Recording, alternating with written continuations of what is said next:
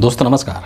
औरंगजेब के नाम पर एक बार फिर से भाजपाइयों के द्वारा बवाल करने की कोशिश की जा रही है और अब ये जो कोशिश की जा रही है ये उत्तर प्रदेश में की जा रही है और उत्तर प्रदेश के अंदर भी नरेंद्र मोदी के संसदीय क्षेत्र बनारस में की जा रही है। बनारस के अंदर चल के आ रहा है औरंगजेब के नाम पर, वो कहानी वो स्टोरी मैं आपको ज़रूर बताऊंगा, लेकिन थोड़ा सा नागपुर में जो घटना हुआ उसको यहाँ पर रिकॉल कर लेना बेहद ज़रूरी है।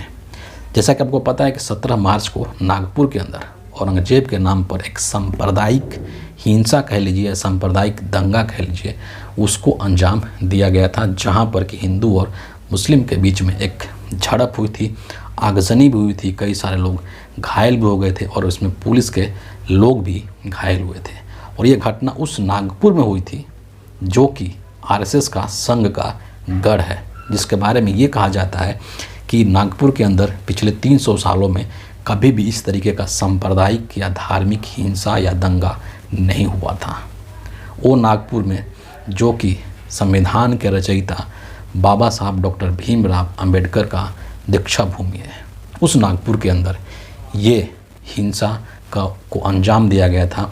और वो नागपुर का जो क्षेत्र है वो क्षेत्र महाराष्ट्र के मुख्यमंत्री देवेंद्र फडणवीस का चुनावी क्षेत्र है, वहाँ पर उस तरीके की हरकत की गई थी। और अब ये जो चीज़ आ रही है ये नरेंद्र मोदी के संसदीय क्षेत्र से आ रही है, बनारस से आ रही है। बनारस से जो रिपोर्ट आ रही है उसमें ये बात कही जा रही है कि दरअसल एक विश्व वैदिक सनातन न्यास है जिसके कि अध्यक्ष संतोष सिंह बताए जाते हैं।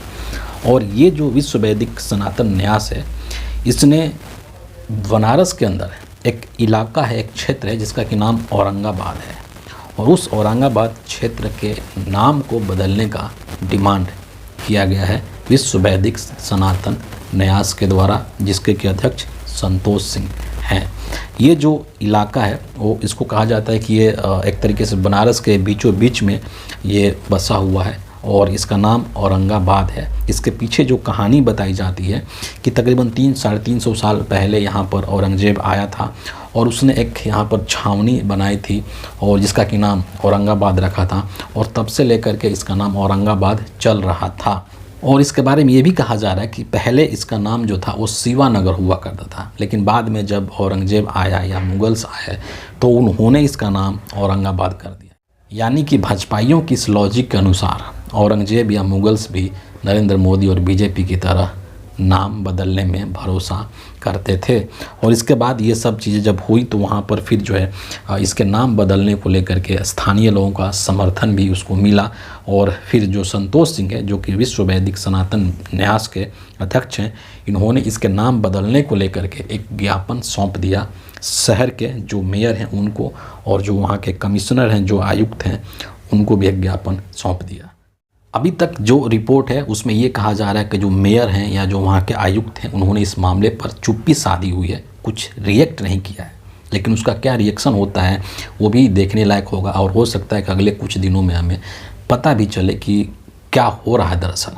लेकिन समझने वाली बात यह है कि ये चीज़ नरेंद्र मोदी के संसदीय क्षेत्र बनारस में औरंगजेब के नाम पर ये जो बवाल है एक बार फिर से खड़ा करने की कोशिश की जा रही है। और तब कोशिश की जा रही है जब 17 मार्च को नागपुर में जो हिंसा हुई थी उसके बाद आरएसएस के जो प्रवक्ता हैं, राष्ट्रीय स्वयंसेवक संघ के जो प्रवक्ता हैं सुनील आंबेकर, उन्होंने इस चीज़ को लेकर के एक स्टेटमेंट दिया था जो कि अच्छा माना जा रहा था। और अपने स्टेटमेंट में उन्होंने कहा था कि 17वीं सदी के मुग़ल शासक औरंगजेब आज के समय में प्रासंगिक नहीं है। उन्होंने इस बात पर भी जोर दिया था कि किसी प्रकार की हिंसा करना समाज के लिए हानिकारक है और हिंसा समाज के लिए अच्छी नहीं है। उन्होंने जो नागपुर में हिंसा हुई उसकी निंदा भी की और साथ ही पुलिस को इस मामले में विस्तृत जांच करने की बात भी कही कि इसमें पुलिस वालों को बहुत ही सही तरीके से जांच करना चाहिए। यानी कि एक तरफ संघ जो है वो इस बात का पैगाम देने की कोशिश कर रहा है कि औरंगजेब आज के समय में प्रासंगिक नहीं है, और ये बहुत सही बात कही गई है। वहीं दूसरी तरफ इन्हीं के जो समर्थक हैं वो फिर से एक बार औरंगजेब के नाम पर एक हेट फैलाने की कोशिश कर रहे हैं, एक एक नफरती माहौल बनाने की कोशिश कर रहे हैं और फिर से उसको हिंसा में बदलने की कोशिश कहीं ना कहीं की जा रही है। एक फिर से चिंगारी सुलगाने की कोशिश की जा रही है। जो औरंगजेब आज से 300 साल पहले ही इस दुनिया से चला गया, उसके नाम पर इस तरीके की नफरत उगलना और इस तरीके का समाज को अस्थिर करने की कोशिश करना, ये कितना तार्किक महसूस होता है। आज हम जहाँ पर खड़े हैं वहाँ पर और हमें औरंगजेब के कब्र खोदने की ज़रूरत नहीं है। जैसा कि जो इस देश के हिंदुवादी संगठन जितने हैं, बजरंग दल या फिर विश्व हिंदू परिषद या तमाम ऐसे लोग जो बीजेपी के सपोर्टर हैं, वो हर बार इस तरीके की चीज़ों को सामने लेकर के आ जाते हैं ताकि धर्म के नाम पर सांप्रदायिक ध्रुवीकरण किया जा सके, वोटों का ध्रुवीकरण किया जा सके। और फिर से वही कोशिश एक बार की जा रही है महाराष्ट्र के बाद में, अब दोबारा से उत्तर प्रदेश के अंदर योगी आदित्यनाथ के राज्य में। आज समय की ज़रूरत क्या है? सोचिए कि दुनिया कहाँ से कहाँ जा रही है। सुनीता विलियम्स को स्पेस से 9 महीने बाद निकाल करके पृथ्वी पर लाया जा रहा है, लेकिन हमारे देश की जो सत्ताधारी पार्टियां हैं वो 300 साल पुराने मर चुके व्यक्ति के कब्र में धंसी हुई है, उससे बाहर निकलने की नाम ही नहीं ले रही है। आज इस देश की ज़रूरत क्या है? बेरोज़गारी है इतनी, उसके ऊपर बात की जानी चाहिए। तमाम तरीके की समस्याएं हैं, उसके ऊपर बात की जानी चाहिए। रुपया का मूल्य लगातार गिर रहा है, उसके ऊपर नरेंद्र मोदी बात नहीं करते हैं। जो महंगाई है, कमर तोड़ महंगाई है, त्रस्त हैं लोग, उसके ऊपर बात नहीं की जा रही है। मणिपुर में किस तरह से शांति बहाल किया जाए उसके ऊपर चर्चा। जनता से संबंधित मुद्दे हैं उसके ऊपर बातचीत नहीं करके, बल्कि अननेसेसरी चीज़ों के ऊपर जो कि अभी के वक्त में जिसकी ज़रूरत नहीं है, जिसकी प्रासंगिकता शून्य हो चुकी है, उसके ऊपर बेवजह फालतू में इस तरीके का विवाद खड़ा करके कहीं ना कहीं समाज की जो शांति है उसको भंग करने की कोशिश की जा रही है। और इसमें सत्ताधारी पार्टी का भी योगदान है, क्योंकि संजय राउत ने कहा था जब नागपुर में हिंसा हुई थी कि नागपुर जो कि गढ़ है आरएसएस का, जहाँ पर मोहन भागवत बैठते हैं, जहाँ पर तमाम संघ के लोग हैं, वहाँ पर किसकी इतनी हिम्मत हो जाएगी कि वहाँ पर जा कर के और नफ़रत का फैलाए और वहाँ पर हिंसा फैलाए, वहाँ पर दंगा फैलाए। ये इन्हीं के लोग हैं। उन्होंने तो यहाँ तक कहा था कि ये इन्हीं के लोग हैं जो इस तरीके से समाज में अनरेस्ट पैदा करने की कोशिश कर रहे हैं। और ये बात बिल्कुल सही प्रतीत होती है जो बनारस के अंदर देखने को मिल रहा है कि एक क्षेत्र का नाम, एक इलाके का नाम बदलने की मांग की जा रही है। विश्व वैदिक सनातन न्यास के अध्यक्ष संतोष सिंह के द्वारा। ये बात समझना होगा लोगों को कि इन सब चीज़ों में फालतू में पढ़ने का कोई फ़ायदा नहीं होने वाला है किसी को, बल्कि आज की ज़रूरत है कि युवाओं को कैसे नौकरी दिया जाए, कैसे महंगाई को कम किया जाए। जो रुपया है लगातार कमज़ोर हो रहा है, उससे हमारा व्यापार प्रभावित हो रहा है। किस तरह से अमेरिका, ट्रंप लगातार भारत के ऊपर दबाव बनाने की कोशिश कर रहा है, किस तरीके से तमाम जो चीज़ें चल रही हैं उसको कैसे नियंत्रित करना है। लेकिन नहीं, इन सब चीज़ों को छोड़ करके और बेवजह अनावश्यक चीज़ों में इस देश के लोगों का ध्यान ले जाने की कोशिश की जा रही है। उद्देश्य सिर्फ यही है कि इनका ध्यान भटकाया जाए, इनका ध्यान महंगाई पर नहीं जाए, बेरोज़गारी के ऊपर नहीं जाए, रुपया क्यों कमज़ोर हो रहा है उस पर नहीं जाए, बल्कि इसी तरीके से नफ़रत वाली चीज़ों पर, हिंदू मुस्लिम वाली चीज़ों पर इनका ध्यान भटका करके रखा जाए। यही बीजेपी की असली उद्देश्य है और बीजेपी की असली कोशिश भी है, जिसमें कि उसको सफलता भी मिल जाती है। लेकिन ये देश लोग समझ चुके हैं, जान चुके हैं, और इसका खामियाजा भी अब धीरे धीरे बीजेपी और साथ ही उनकी जो पार्टियां हैं, जो सहयोगी दल हैं एनडीए के, उनको मिलनी शुरू हो रही है।